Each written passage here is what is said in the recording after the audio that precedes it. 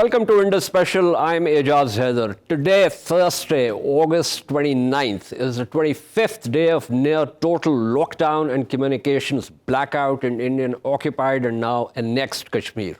India claims that all is well in the valley. Facts trickling out tell a different story. There have been protests. Security forces have responded brutally to those. People have been injured and killed. Hospitals are instructed to not admit victims of violence by the security forces, or if admitted, to be discharged quickly. Death certificates are either not being issued, or when issued, the cause is not listed as related to violence by the security forces. Kashmiris living in India and elsewhere in the world say they can't get in touch with relatives in the valley. In an interview for Wire.in, Indian journalist Karan Thapar asked Faizan Mustafa, a legal expert, if Modi government's revocation or deoperationalization of Article 370 was defensible. Mustafa said it wasn't, adding the truth has become irrelevant because we live in a post-truth world. Opposition leader Rahul Gandhi, who traveled to Srinagar at the invitation of Satyapal Malik, governor of occupied Kashmir, was stopped at the airport and forced to return to Delhi. Some journalists with his delegation were manhandled. Malik himself, defending the communications blackout, told a presser that internet is not used by most in the valley. It is used by quote-unquote terrorists and Pakistanis. So transparent is the mala fide abuse in occupied Kashmir that the poppycock coming out of Delhi and Srinagar would be laughable if its consequences weren't so horrific for more than 9 million people. To discuss the situation, we are joined by Muzzammil Thakur, a Kashmiri activist and analyst based in London. Ruwa Shah, again a Kashmiri from the valley, currently based in Istanbul, and Ambassador Arif Kamal, a former ambassador to Jordan, who joins us from Islamabad studio. Muzzammil, beginning with you, what are the reports here? Can people actually connect? Because my report is that even Kashmiris living in mainland India cannot get in touch with their relatives in the valley. You're absolutely right. Although reports from the Indian government and from the governor have said that certain landlines and telephone lines are active, when anybody has tried to communicate with those with their loved ones, it's the lines continuously seem to say that this line does not exist, and that's very disheartening when you hear those words, that this line does not exist whatsoever. The lies that are coming out from India are not just about the telephone communications or the internet or the media blackout. The lies continue, as you mentioned, in regards to the number of victims and the number of deaths that have been happening inside Kashmir. Unfortunately, we're still waiting to hear back from our families. We're still waiting to get in contact with them. In one way or the other, I found out that one of my own relatives have been picked up by the security forces, and I still am unable to communicate with any of my loved ones inside Kashmir. Absolutely. Let me also get the report from Ruwa, who has many relatives in the valley. Ruwa, what is the report here? And if everything is hunky-dory, as the police chief says, he actually boasted saying there's not been a single casualty since August 5, which we know is absolutely incorrect. But so why additional 200,000 security forces? Why have thousands of people picked up, detained, including the Quislings, those very politicians who tried to give legitimacy to Indian occupation over the last more than 70 years? Even they have been detained. So what's the latest from the ground? Absolutely right. Even those who were, who they would call their own people, they have been caged right now. And there is, I would like to focus on what Muzzammil said first, that there is absolutely no communication from anywhere. Like not even people who are in mainland India are able to connect with the people in Kashmir. In fact, people who can only people who fly out of Srinagar to Delhi or other states of India are able to give us some messages or give us some kind of information. And they say that they are not even aware of the relatives of who are, at a distance of 10 minutes walking distance living from each other. Even they are not aware of each other. So it's all the lies whatever Indian media is presenting right now. Or well, we know about the media. We don't have any. We never trusted them. We never believed them. But that is the lie that they are also presenting in an official in their official statements, like you mentioned, the governor's statement. So absolutely no communication as of now, and people have been detained. Thousands and thousands of people have been detained. The prisons have become full, and they have no space left in most of the prisons to detain more Kashmiris now. There are very few videos that have been able to surface, or some news channels have been able to grab those videos, and we can hear the cries of those mothers whose sons are being picked up at nights during night raids. And that is what exactly Shaila Rashid, an activist, a politician, said in a tweet a few days ago. And she was also, she faced a lot of backlash for that. And they said that she was lying and she was defaming the Indian army. Although Shaila is in mainstream politicians, among the mainstream politicians, and she, I believe, believes in the Indian Constitution. And even people like her are not being able to say what the truth is right now in Kashmir. In fact, Rahul Gandhi was sent back. Yeah, this is very interesting, Ruwa, what you're saying, because Muzzammil, back to you, a couple of things. One, is there some kind of groundswell of understanding on the part, for instance, in your case, in the UK and the British Parliament or the Scottish Parliament, or generally among activists, peace activists, intellectuals, is any effort being done by the diaspora to try and sort of give them a sense of what actually is happening? There is a massive campaign that's been launched here, even before the 5th of August. There is generally, the United Kingdom has always been one of the key locations for activism, especially against Indian occupation of Kashmir. Since the annexation of Kashmir, there have been a lot of communications with various think tanks, NGOs, grassroots organizations to start protesting and mass protesting. Although to some extent protesting itself is not effective. However, the fact that it is continuous and it is increasing in size every other day means that there is some kind of pressure being built up upon local members of parliament and local communities. That said, there are many different organizations that are also working inside the United Nations. We've seen that recently Pakistan have taken the issue to the Security Council. Although it was a closed-door affair and it was very informal, there are different organizations that I'm working with, including indigenous Kashmiris, that are taking this issue to the United Nations. In fact, the UN Human Rights Council is being resumed in September. Some people will be going there to take this issue up. But generally speaking, the activism on the part of the Europeans as well as the Americans has been optimal. However, we also need to bear in mind that there are geopolitics and state interests that are involved. So when we see what happened in the Security Council, the issue of France supporting India, whereas China, the UK, and even Russia gave a little condemnation against the Indian government's rule and the way that they've annexed Kashmir. At the same time, I should also mention that the number of people that are in the United Kingdom and America and the rest of Europe trying to raise the issue of Kashmir is becoming more and more difficult, with the Indian narrative being pushed even further, even harder in the power corridors, particularly in the European Parliament and the British Parliament. We've seen innumerable members of the Indian community trying to counteract the propaganda not trying to counteract the propaganda, but trying to counteract the activism that's been happening. And we fear that all the good work that has been done is going to become diluted. And that is where the issue of Pakistan comes in. Pakistan have done a commendable job in the last 70 years. However, if the government of Pakistan consider Kashmir to be the jugular vein of Pakistan, then I would strongly recommend that the government of Pakistan act like Kashmir is the jugular vein of Pakistan. It isn't enough to write a letter to the Security Council or to the MPs. It is more important right now to ask for action. The same way that India have committed these actions, they've committed acts of violence, crimes against humanity, genocide, and they're pushing towards ethnic cleansing, contravening the Geneva Convention. We've seen the genocide alert that has happened. Are we waiting for the genocide to happen? We've talked about Rohingya in the past. We've talked about how the Holocaust happened and it shouldn't have happened. Never again, they said. They talked about Rwanda. Never again. Are we waiting for Kashmir to happen and then say never again? Okay, It's like unacceptable. I get that point. Let me, on this note, go to Ambassador Arif Kamal. Ambassador Kamal, sir, you heard Muzzammil Thakur. He's put a rhetorical question to Pakistan.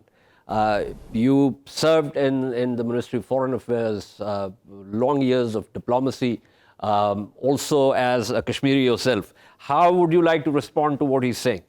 Well, I think it's time for us to move beyond rhetoric and translate our energies towards developing an actionable agenda. First of all, I think there is not yet a robust response to the unilateralism which India has displayed on 5th of June.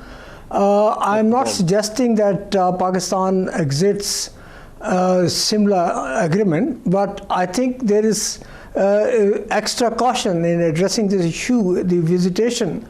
This question should have been visited with speed if this was to offer a robust response. You said that Pakistan should not exit the Shimla Agreement, but here's my assertion, which is that in terms of the very text of the Shimla Agreement, which prevented any of the two sides from unilaterally changing the status quo, India has already done that. So for all practical purposes, the Shimla Agreement is already dead and I would say interred.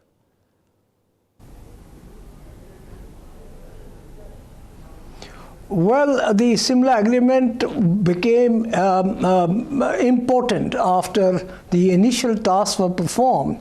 The repatriation of the prisoners of war, preventing the claims on war reparations, return of the territories, and what else? But I think since then the bilateralism has been one catchphrase, preventing the active support for the Kashmiris' right to self-determination and to raise the question at the international level.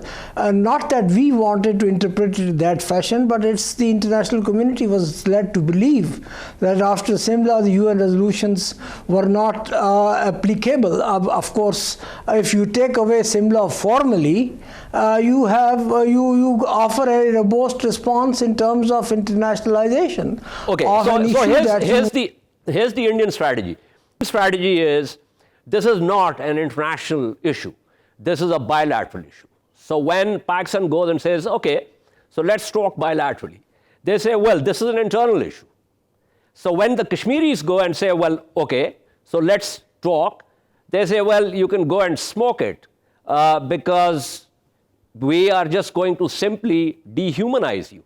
So from internationalization to bilateralism to unilateralism to the internal thing to essentially what they did. So on this note, let me go back to Ruwa Shah here. Ruwa, what do you think of, how would you expect Pakistan to act well, we have reacted, but how do we act in terms of addressing this situation? Well, as Brother Muzzammil said, that let's go beyond the rhetoric, let's go beyond the statements. Just mere statements is not going to work this time. We all have to do an effective action, and we have to counter the narrative that India is presenting in the world. And Pakistan has the most important role to play here because Pakistan is a party to the dispute. We have to knock the doors of everybody we can. Pakistan has to bring in the help of all the other countries right now. As much as they can, they have to do that. I mean, I know about the phone calls that the Prime Minister Imran Khan is making to countries like Jordan or France or whatever, but I think we need more than that. And especially involve the people of Pakistan in the movement. It has to be a public movement everywhere in the world. Like people have been staging protests everywhere. I think people of Pakistan need to be involved in that too right now. Okay, how do we circumvent and actually work to our advantage, Muzzammil, the realpolitik aspect of this. Because, as you mentioned, France, for instance, France is looking at the Indian defense market. They're already selling them the Rafales.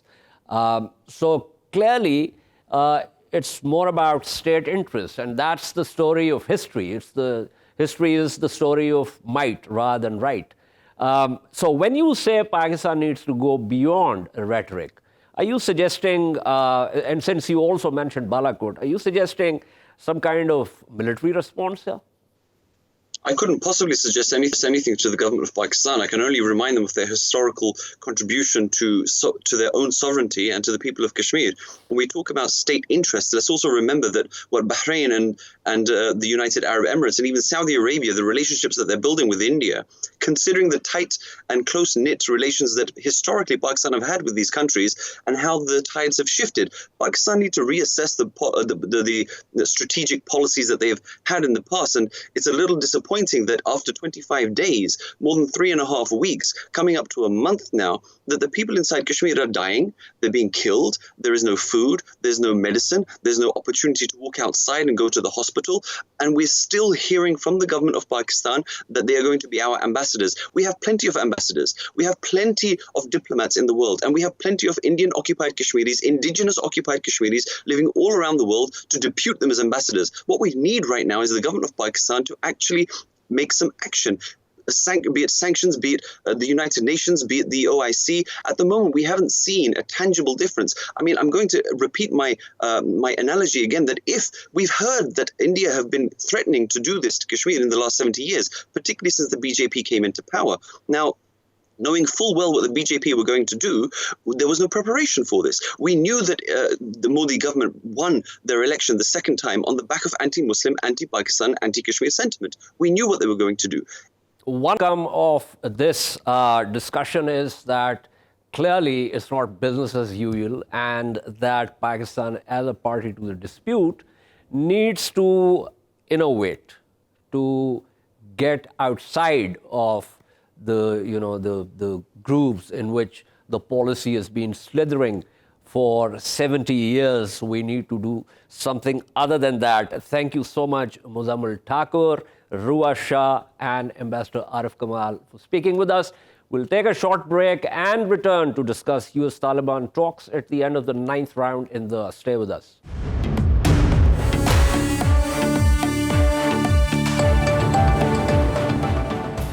Welcome back to Indus Special. On Wednesday, Afghan media reports suggested that a deal had been clinched at Doha between the US delegation led by Ambassador Zalmay Khalilzad and the Taliban delegation. Reports also said that a draft was being prepared in 3 languages, English, Pashto, and Dari, to ensure that the letter and spirit of the deal could be faithfully and accurately expressed in all 3 languages. Media reports also said that Khalilzad will be sharing the draft with the Kabul government. Later reports, however, said that the draft had been sent to the Taliban Shura for final consensus, but it was a no-go-ahead at this point. Also, that once approved by the Taliban Shura, the draft will be shared by Khalilzad with Kabul. The focal point of the deal is for American forces to gradually withdraw from Afghanistan in exchange for a Taliban promise that the country would not become a sanctuary for international militants. The statements came during the 9th round of talks, as officials in Afghanistan said the Taliban fighters had killed at least 14 pro-government militia members in the western province of Herat. For his part, the Taliban spokesperson in Doha, Sohail Shaheen, told the media that the Taliban hope to have good news soon for our Muslim independence-seeking nation. Meanwhile, on August 26, in a tweet thread, Khalilzad said, a Reuters report quoting 2 unnamed Talib commanders alleges we will cease support of the Afghan forces as part of any agreement. Not true.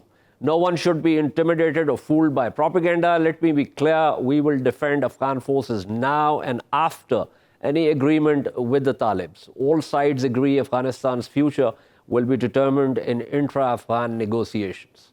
To discuss where the situation stands, we're joined by Ambassador Chris Alexander, who was also Deputy Special Representative of the UN Secretary General for Afghanistan, Mariam Wardak, who is an Afghan activist and analyst. Ambassador Alexander, What do you make of where the things stand? There's been, as I said, a bit of a confusion in terms of whether the drafts had already been prepared, whether it's a go-ahead. And now we are being told that it's going to go to the Taliban Shura, which means that this is kind of different from the fact that the final word lay with the Afghan delegation in Doha. I think there is uncertainty still. I have no doubt that there are drafts, and even drafts that have come close to being fully agreed. But as we all know from negotiations in your country, in Afghanistan, around the world, there is no agreement until the sides actually agree and the agreement sticks. So that hasn't happened. Moreover, there are three serious shortcomings, even if this document is agreed. First, the elected government, the constitutional government in Kabul has not been involved so far. Secondly, it is not a peace agreement because we have both the Afghan side and the Taliban side stating that they will continue to defend their interests, which includes military defense.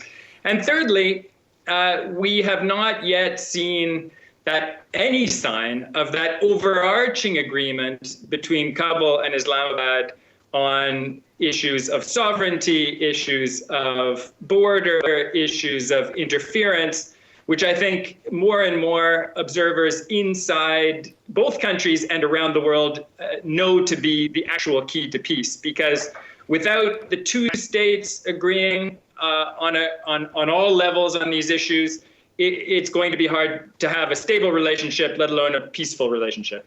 I'm happy. Let me take up the third point, which I think is very important, not just in relation to the immediacy of the situation, but also over a longer historic trajectory, with Afghanistan, of course, creating a lot of trouble for Pakistan. Since 1947, there were these and remain these irredentist claims on Pakistani territories. This has been one of the reasons Pakistan kind of became a frontline state back during the time when the Soviet forces and tanks rolled across the Oxus. And that situation still stands. Now, here's the problem. It is, apart from Kabul, it's an internationally recognized border. And I think it depends, and it should be something taken up by the international backers of Afghanistan to ensure that this kind of irredentism is buried once and for all. Wouldn't you agree with that?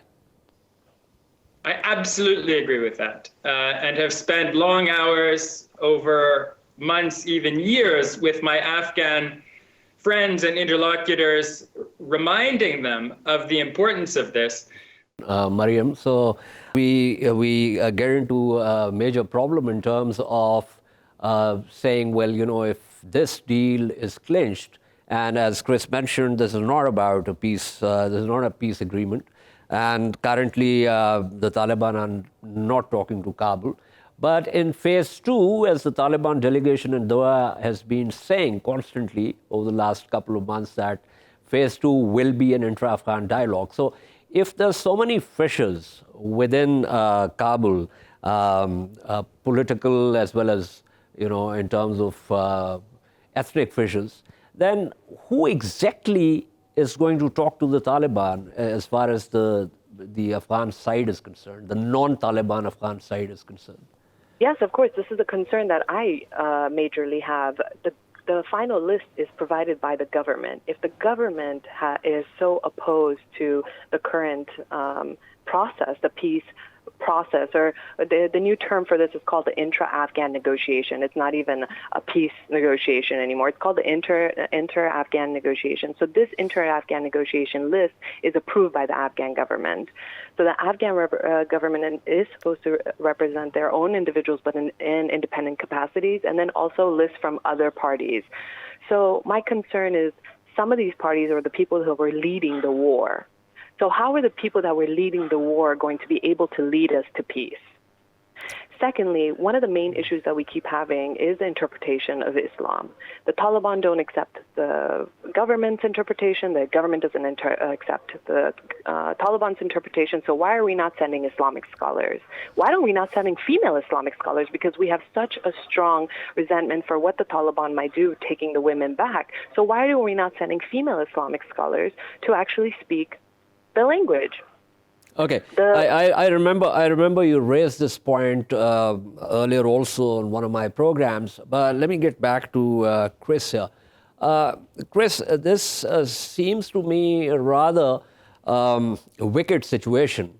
And if I might, it also appears to me, given the degree of difficulty, that perhaps the second phase is going to be far more intractable compared to the phase that we currently find ourselves in, which has taken almost a year to get to some kind of basic, deal.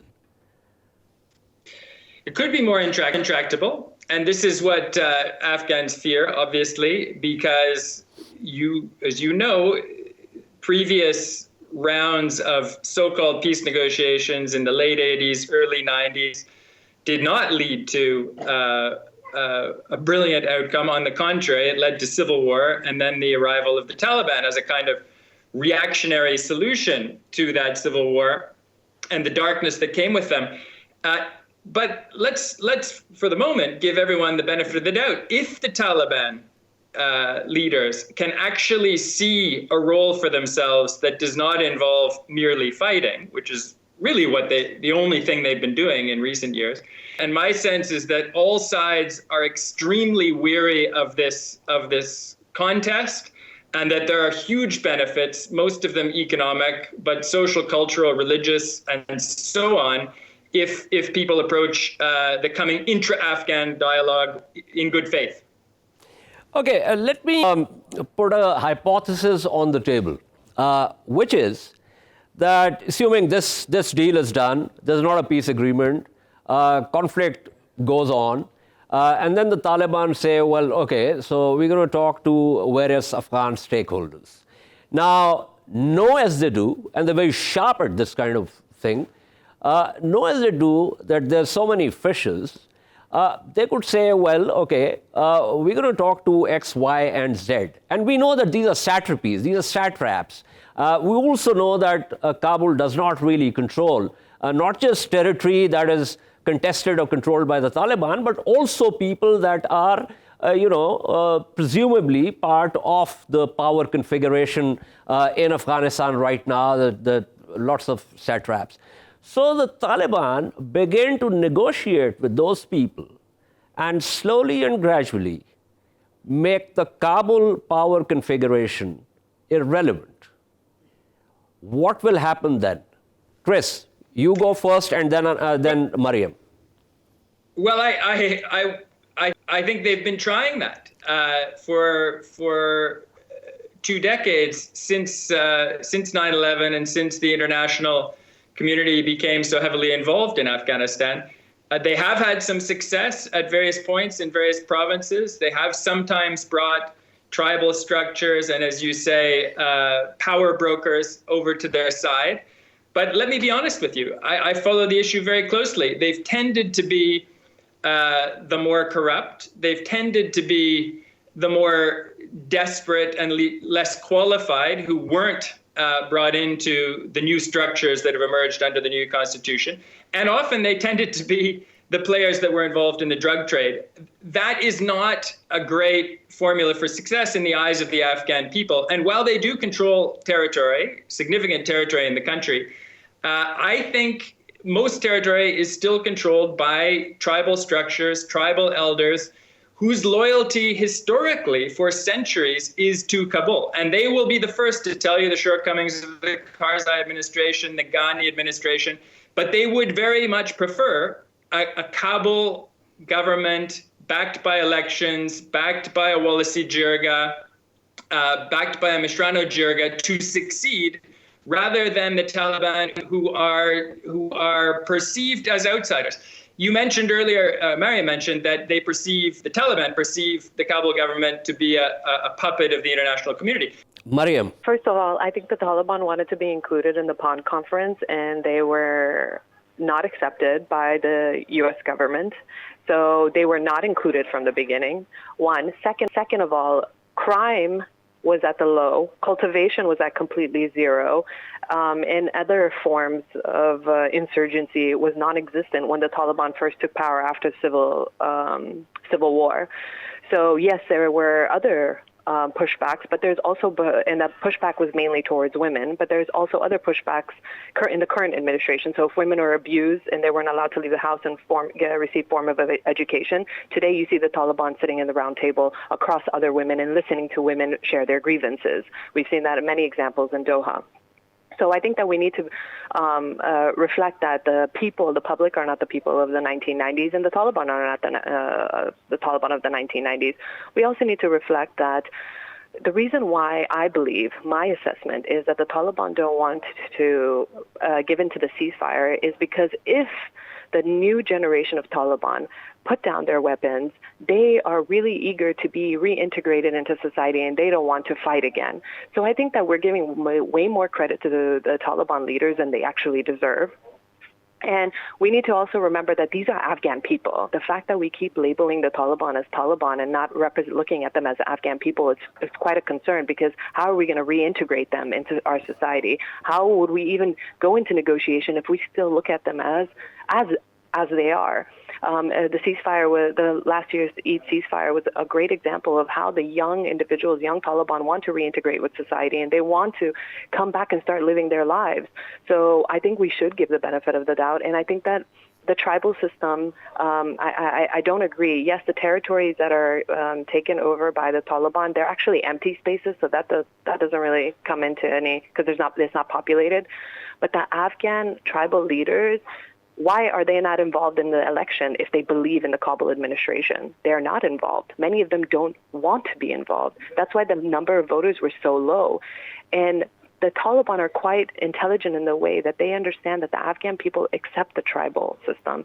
They accept the tribal leader, that respect, the form of respect, the form of entitlement, etc. They believe in that hierarchy.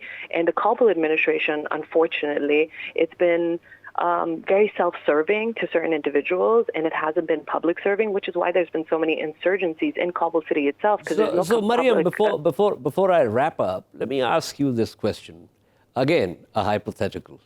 Assuming that there was absolutely no intervention by any of the regional players in Afghan matters, given the power configuration in Afghanistan currently, do you think the country would or could be governed in a rational, sensible way in which various Afghan factions could come together and work out some kind of, initially a modus vivendi and then some kind of formula on the basis of which Afghanistan could be governed?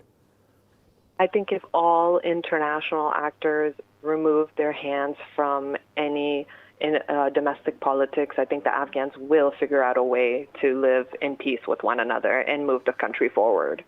But there are too many actors, too many regional actors playing with too many domestic political players that it's going to continue to be, it seems that these power heads that led the war will not be able to lead peace. And I think that it's the younger generation that we need to include, and I think we need to just cut off the power breakers because they haven't done anything to bring any type of stability in the country. Okay.